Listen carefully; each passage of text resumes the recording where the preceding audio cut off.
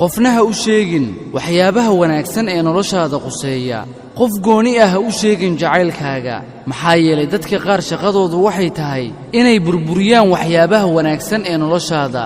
iskaga tag qofna ha u sheegin tegitaankaaga ku noolow qiso jacayl ah oo dhaba oo cidna ha u sheegin qisadaada quruxda badan haddaad u sheegtid qofka ku xanuunjinaya waxaa imaan doonta maalin uu sirtaadii kugu dhaawici doono haddaad u sheegtid sirta ilintaada waxaad tusaysaa sidii uu isaga kaaga oohin lahaa maalin kale sidaa awgeeda naftaada u samay qasnado siro ah oo aad gashato arrimahaaga wanaagsan qofka kaa khafiifinaya murugooyinkaaga oo kaagala qayb qaadanaya culeysyadaada qofkaasi oo kale weligaaga ha dayicin oo ha ka tegin maxaa yeelay way yar yihiin kuwaasoo kale zamankan la joogo